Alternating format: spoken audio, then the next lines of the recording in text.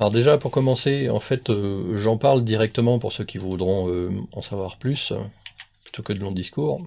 Mais là, je pense que la personne qui recherche des informations a déjà trouvé ces liens, ce qui n'est pas forcément votre cas. Alors, on va y aller, on va mettre ces liens. Donc, le premier lien que je vous montre, c'est celui-ci, dans lequel vous allez retrouver une vidéo d'utilisation de l'interface. En fait, c'est une vidéo d'utilisation de la clé SDR. C'est comme je l'indique, cette interface est commercialisée notamment par Wimo. La voici chez Wimo, elle est pas donnée, hein. Ceci dit au passage, 249 euros, mais bon, pour quelqu'un qui bricole pas, on la met dedans, on l'enquille et terminé. Après, à ces 249 euros, il faut rajouter le prix de la clé SDR qui va être utilisée. Voilà, donc elle est peut-être en France également, regardez si elle est vendue en France, hein. Si pour le même prix elle est vendue en France, préférez la France évidemment. Donc le principe d'interface, en fait, c'est ni plus ni moins que de venir prélever le signal de réception sur l'antenne, sans le dégrader, en dégradant le moins possible la réception de l'IC 7300. Parce qu'évidemment, lorsqu'on branche une clé SDR, il faut absolument pas la brancher en parallèle. Un signal de réception, parce qu'on réalise une rupture d'impédance, et on perd à minima 3 dB, mais généralement on perd plus. Mais on s'en rend pas compte parce que quand on a branché la clé SDR en parallèle sur la réception, les deux récepteurs reçoivent moins, mais perdre 3 dB, s'en- ouais, c'est ou un peu plus. On s'en rendra compte sur les signaux faibles. Mais comme on sait pas, on s'en rend pas compte au final. Sauf en mettant éventuellement un autre récepteur à côté.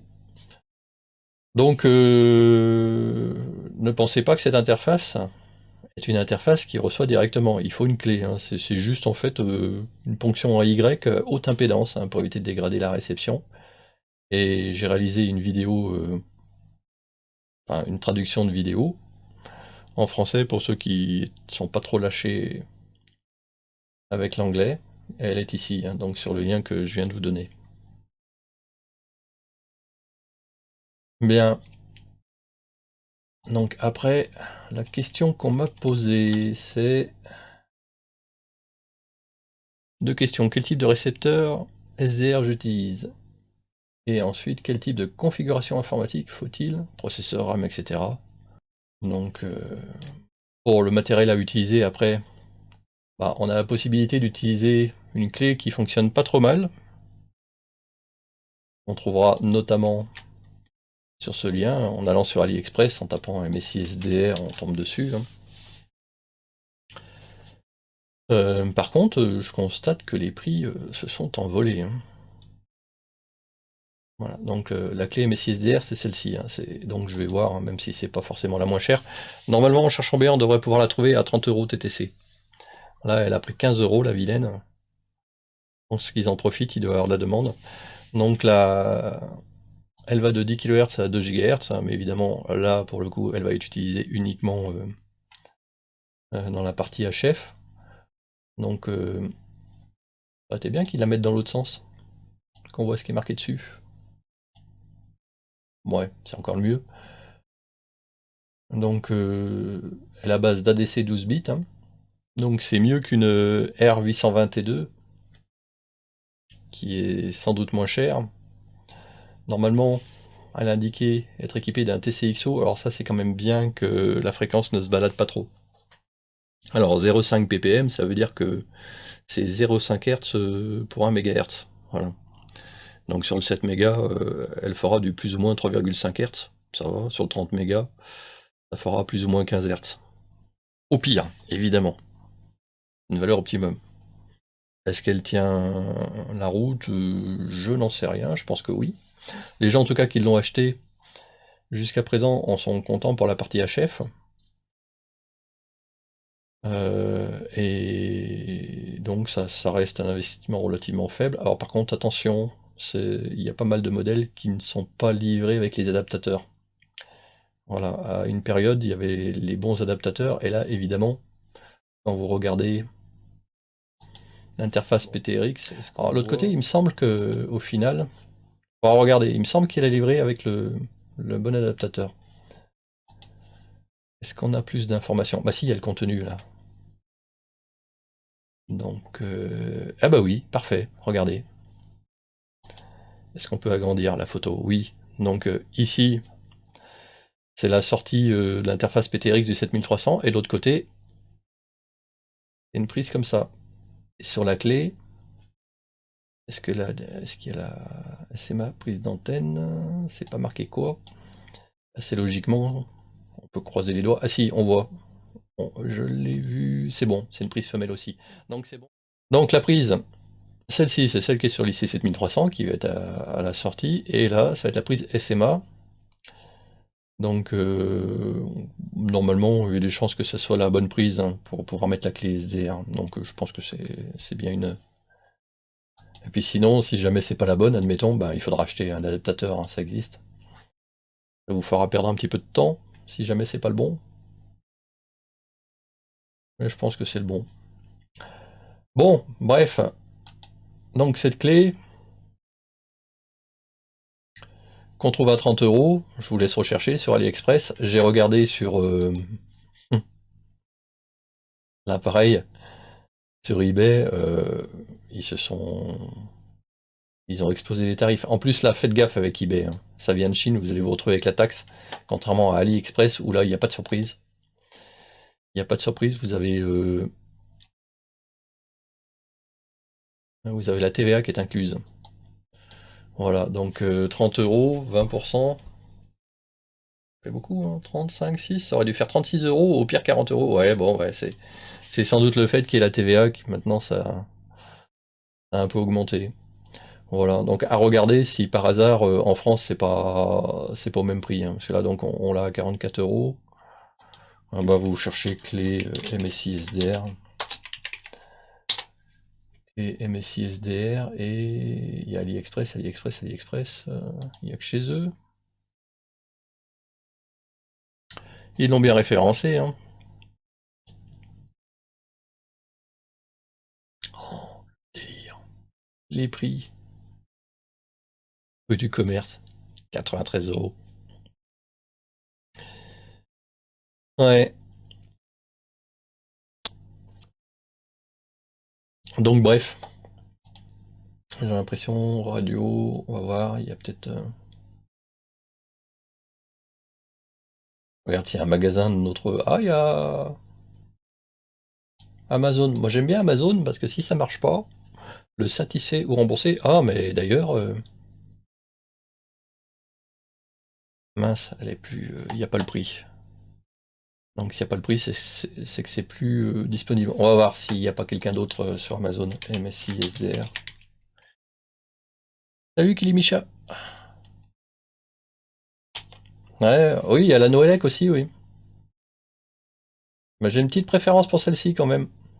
Mais sinon, tout à fait, hein. Une Noélec fait l'affaire, hein, pour F8, pas Delta Zulu, là, qui m'a posé la question. Mais néanmoins, après, au niveau caractéristique, on va voir. Est-ce qu'elle descend à combien la Noélec, hein? Parce qu'attention, là, le but, c'est d'avoir une clé qui fait toute la gamme HF, hein. C'est pas un modèle, la Noélec, si t'as le lien, éventuellement, Kalimicha, je prends, on regardera comme ça. Parce que si c'est un modèle qui commence à 24 mégas, hein, du genre R820T, c'est pas bon, quoi. Voilà, et la Noélec, si c'est une base R820T, justement, avec un changement de fréquence, c'est moyen, hein. Mais je sais pas, hein, pour le coup, il y a peut-être de nouvelles Noélec, donc si t'as le lien, éventuellement, je suis preneur. Et puis on ira voir. En tout cas, la MSI SDR, normalement, c'est celle qui, au niveau rapport qualité-prix, est le plus correct, hein, vis-à-vis du fait que c'est un ADC 12 bits. Alors je disais MSI, bah évidemment, MSI, je vais me retrouver sur toutes les cartes.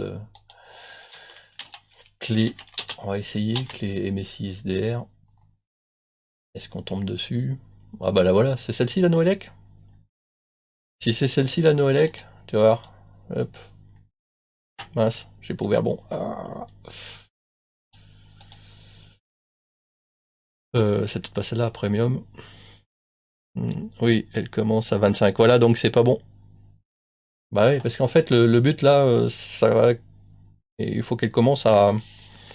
Donc le plus bas, hein, ça doit être 30. 30 kHz hein, sur les émetteurs HF, donc c'est mort quoi. Ça ne peut pas marcher en fait. La Noelec, elle est pratique si jamais tu as une EFI supérieure à 24 mégas. Mais sinon, t'es la rince quoi. Voilà, mais c'est une bonne. T'as bien fait d'en parler parce que je pense qu'il y a des gens qui peuvent se faire avoir par rapport à ça. Donc, faut vraiment faire gaffe à quel endroit elles vont ces clés. Évidemment, ça évite d'avoir à les retourner. Hein. C'est vrai qu'avec Amazon, l'avantage c'est que. Ouais, après tu le colles, oui mais non, mais c'est pas terrible. Tu mets deux équipements l'un derrière l'autre et généralement en plus le petit truc dont tu parles au niveau calage en fréquence. Au moins là, tu as directement la clé en ADC 12 bits de surcroît. C'est mieux, hein. Le R822 c'est moins bon, hein. Clairement. Moi je vais même plus loin, hein. Moi je pars directement dans une autre type de clé qui est la Colibri Nano. La Colibri Nano qui est un récepteur, c'est l'équivalent du récepteur de l'IC 7300, hein. C'est ADC 16 bits.